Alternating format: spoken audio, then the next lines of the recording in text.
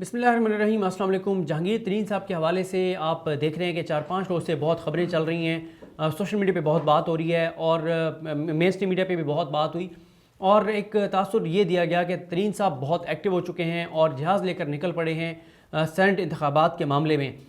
लेकिन इस वीडियो में कुछ फैक्ट्स मैं आपके सामने रखता हूँ जो मेरी मुख्तलिफ लोगों से बात हुई उसके मुताबिक। एक तो यह है कि जहांगीर तरीन साहब आजकल लोधरा में हैं और वो बिल्कुल भी पॉलिटिकली उस तरह से एक्टिव नहीं है जिस तरह से बताया जा रहा है और जिस तरह से दावे किए जा रहे हैं। जहांगीर तरीन साहब बिल्कुल सेनेट इलेक्शन के लिए भाग दौड़ नहीं कर रहे और उसकी रीज़न ये है कि जहांगीर तरीन साहब को ना तो इमरान खान साहब की जानिब से कहा गया है और जब तक इमरान खान साहब खुद नहीं कहेंगे, जब तक पार्टी उनको नहीं कहेगी तो तब तक वो क्यों कोई इस तरह की चीज़ करेंगे जिसका पार्टी उनको कह ही नहीं रही या पार्टी जिस चीज़ की ज़रूरत ही महसूस नहीं कर रही। हाँ, वो हफीज़ शेख साहब की हद तक बात दुरुस्त है कि उन्होंने जो है वो कुछ राब्ते किए हैं। उसकी रीज़न ये है कि हफीज़ शेख साहब के साथ उनकी ज़ाती बहुत दोस्ती है, बहुत अरसे से दोस्ती है, बहुत जो है उनके साथ राब्ता भी रहता है। और फिर एक वजह यह भी है कि उनको शायद थोड़ा सा ये करना पड़ा जो हफीज़ शेख साहब के हवाले से, क्योंकि पीडीएम ये तासुर देती रही और पीडीएम की जानिब से खबरें लीक की गई और पीडीएम की जानिब से कहा गया कि जहांगीर तरीन हमारे साथ है, जहांगीर तरीन यूसुफ रज़ा गिलानी के लिए वोट मांग रहा है। हालांकि इसमें कोई हकीकत नहीं है। जहांगीर तरीन, इसमें कोई शक नहीं है कि उनको बहुत जो है वो शिकवे भी हैं, शिकायतें भी हैं, अफसोस भी है कि जिस तरह से उनके साथ किया गया, क्योंकि उनका ये मौक़िफ़ है कि जो उनके हवाले से इंक्वायरी रिपोर्ट में जो कुछ कहा गया वो दुरुस्त नहीं है और वो ये समझते हैं कि उनके ऊपर जो इल्ज़ामात लगाए गए वो बिल्कुल गलत हैं। और वो अब ये भी उनके जो करीबी लोग हैं वो ये बात कहते हैं कि तरीन साहब को एक तवील अरसा हो गया है कि वो साइड पर हैं। एक इंक्वायरी कमीशन बनाया गया, बड़ी तहकीकात करवाई गई, लेकिन आज तक चीनी की कीमतें नीचे नहीं लाई जा सकें। अगर वो तहकीकात दुरुस्त थी, अगर उस कमीशन की फाइंडिंग्स दुरुस्त थी तो फिर चीनी की कीमतें कम क्यों नहीं हो सकी। दूसरी तरफ तरीन साहब जो हैं उनके वाले से जब ये कोई बात करता है कि वो पीडीएम को सपोर्ट करेंगे तो ये बहुत एक हैरानकुन बात होती है कि जहांगीर तरीन कैसे नवाज शरीफ को सपोर्ट कर सकते हैं, कैसे मुस्लिम लीग नून को सपोर्ट कर सकते हैं, कैसे वो पीपल्स पार्टी को सपोर्ट कर सकते हैं, कैसे वो फजल रहमान को सपोर्ट कर सकते हैं। इसमें कोई दूसरी राय नहीं है कि वो खामोश हैं, वो नाराज़ हैं, लेकिन वो इस हद तक ना गए हैं, ना वो शायद कभी जा सकें कि वो इस तरह से तहरीक इंसाफ की हुकूमत के ख़िलाफ़ पीडीएम को सपोर्ट करने लग जाएँ। जहांगीर तरीन साहब जब फैसलाबाद में गए 3-4 रोज़ पहले तो उसको बुनियाद बनाकर कहा गया कि वो एक्टिव हो चुके हैं और वो एक तहरीक इंसाफ के एमएनए हैं जिनकी शायद सिस्टर की डेथ हुई तो उसकी ताज़ियत के लिए गए, क्योंकि जहांगीर तरीन का ये है कि जितने भी पीटीआई के लोग हैं,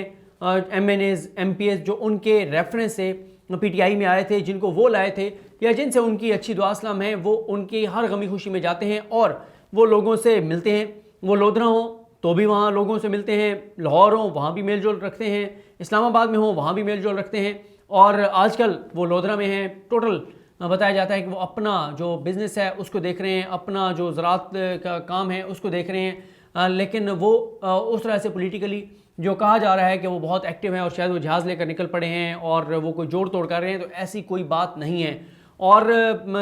ये भी तहरीक इंसाफ के जब हम लोगों से पूछते हैं वो भी ये बात कहते हैं कि प्राइम मिनिस्टर का उनके साथ किस हद तक रब्ता है, रब्ता नहीं है, वो इमरान खान साहब जानते हैं या जहांगीर तरीन जानते हैं, इनके अलावा कोई नहीं जानता। ये ज़रूर बताया जाता है कि उन्होंने कुछ मौके पे जब चीनी के हवाले से कुछ मामला थे तो जहांगीर तरीन साहब ने प्राइम मिनिस्टर पाकिस्तान इमरान खान साहब को मैसेज किया और उनको बताया कि ये चीज़ें हो रही हैं और ये चीज़ें करें वरना चीज़ें जो हैं वो बहुत ख़राब हो जाएंगी। इस हद तक है, लेकिन इससे ज़्यादा जहांगीर तरीन साहब और इमरान खान साहब जानते हैं कि उनकी क्या बात होती है, किस हद तक होती है, किस तरह होती है, इसका और किसी को नहीं पता। लेकिन अभी तक पार्टी में हमने अभी भी देखा कि जो ये जोड़ तोड़ हो रहा है, जो चीज़ें हो रही हैं, उसमें कहीं पे भी जहांगीर तरीन साहब को अभी तक इमरान खान साहब की जानिब से इन्वॉल्व नहीं किया गया और जब तक इमरान खान साहब खुद उनको नहीं कहते तब तक वो एक्टिव उस तरह से नहीं होंगे। और वो जैसे तारिक अजीज़ साहब की खबर में ये बात थी कि वो इंतज़ार में हैं कि कब ये जो इंक्वायरी कमीशन बना, इसके बाद जो तहकीकात हो रही हैं, कब वो उन तहकीकात में से ख़ुद को क्लियर करते हैं और ख़ुद को क्लियर करके और फिर वो एक नए उसके साथ आएंगे कि देखें मैं पहले कह रहा था कि मेरे ऊपर इल्ज़ामात गलत थे, अब मैंने अपने आप को क्लियर कर दिया है, ताकि उसके बाद ज़ाहिर है इमरान खान साहब के लिए भी एक वो होगा, अगर वो उनको दोबारा लाना चाहते हैं तो वो कह सकेंगे कि देखिए जी मैंने इनको साइड पर किया और तहकीकात करवाई, उसमें से ये क्लियर हो गए हैं, तो अब मैं इनको दोबारा से आगे ला रहा हूँ। लेकिन अभी तक मुस्तकबिल करीब में तो इसके कोई इम्कानात नज़र नहीं आते। उसकी रीज़न ये कि वो जो तहकीकात हो रही हैं वो बड़ी वो टाइम लगेगा और लंबी चौड़ी तहकीकात हैं। इसके अलावा इसके साथ एक और ख़बर पर बात कर लेते हैं, और वो है, आपने देखा था कि बहुत ज़्यादा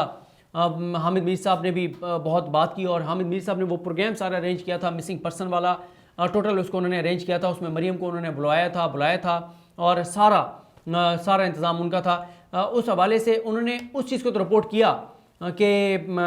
जी मिसिंग पर्सन धरना दे रहे हैं, लेकिन मैं जो बात करना चाह रहा हूँ, मैं कोशिश करता हूँ कि वो बात करने से पहले मैं एक बार फिर उनका ट्विटर अकाउंट देख लूँ ताकि कोई चीज़ गलत ना मैं कह दूँ। मैं कहना असल में ये चाह रहा हूँ कि उन्होंने पहले तो इसको बहुत ज़्यादा प्रोपिगेट किया, लेकिन जब इमरान खान साहब ने इसका नोटिस लिया और इसका इमरान खान साहब ने नोटिस लेकर और श्री मज़ारी साहब को भेजा और ये मसला हल हुआ, तो उन्होंने जो है वो इमरान खान साहब के लिए कोई ऐसा ट्वीट नहीं किया। उन्होंने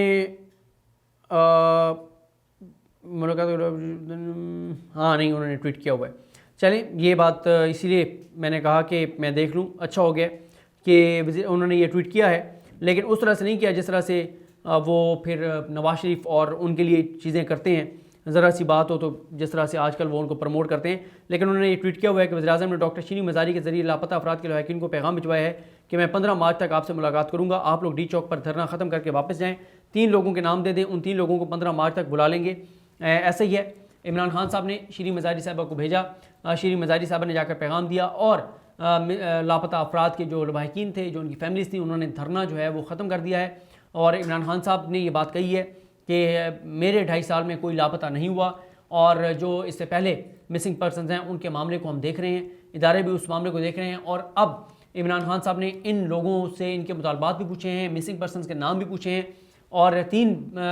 लोगों का नाम मांगा है कि कमेटी एक बना दें, और इन 3 लोगों को इमरान खान साहब मार्च में मुलाकात के लिए बुलाएंगे, और इनके जो भी इनके तहफ़्फ़ुज़ात हैं वो दूर करने की कोशिश की जाएगी। जो मिसिंग पर्सनस हैं वो चेक किया जाएगा कि वो आया इदारों की तहवील में हैं या नहीं है, हिरासत में हैं या नहीं है, अगर हैं तो क्यों हैं, क्या उनके ऊपर केसेस हैं, और अगर नहीं हैं तो फिर वो कहाँ चले गए हैं। क्योंकि बहुत सारे लोग ऐसे भी हैं जो कि उनके लवाहिकीन ये कहते हैं, उनकी फैमिलीज़ ये कहती हैं कि वो मिसिंग हैं, उनको शायद पाकिस्तान के इदारों ने उठाया है, लेकिन बाद में फिर कुछ ऐसे नाम भी सामने आते हैं जो कि पाकिस्तान के इदारों के पास नहीं होते, बल्कि जब कोई दहशतगर्दी का वाक़या होता है, कोई हमला होता है, तो उसमें कुछ लोग सामने आते हैं। कुछ लोग जो है वो अफ़गानिस्तान की तरफ चले गए हैं, कुछ और बॉर्डर क्रॉस करके दीगर मुल्कों में चले गए हैं, कुछ कहीं और ऐसे मुल्क में चले गए हैं जहाँ पर उन्होंने जाके असाइलम लेने की वो कोशिश कर रहे हैं। तो ज़रूरी नहीं है कि तमाम लोग ही पाकिस्तान के इदारों के पास हों। तो देखते हैं इस हवाले से क्या पेशरफ्त होती है, लेकिन ये बहुत खुशाइंद है, बहुत अच्छा है कि इमरान खान साहब ने शीरी मज़ारी साहबा को भेजा है। उन्होंने उन लोगों से के साथ बात की है जिनका जेन्युइन इशू है, उनका इशू हल होना चाहिए, जिनका दुख है, तकलीफ़ है, वो दूर होनी चाहिए। क्योंकि मैं देख रहा था लाहौर सिंध हाई कोर्ट के से हमारे दोस्त शाहिद हुसैन रिपोर्ट कर रहे थे, उसमें उन्होंने एक केस रिपोर्ट किया जहाँ पे पुलिस ने शायद किसी को उठाया और वो मिसिंग है। तो उस नौजवान की वालदा ने कहा कि मैं पुलिस की अल्लाह ताला से शिकायत करूँगी कि क्यों इन्होंने मेरे बेटे को लापता किया है। तो जहाँ पे जेन्युइन हो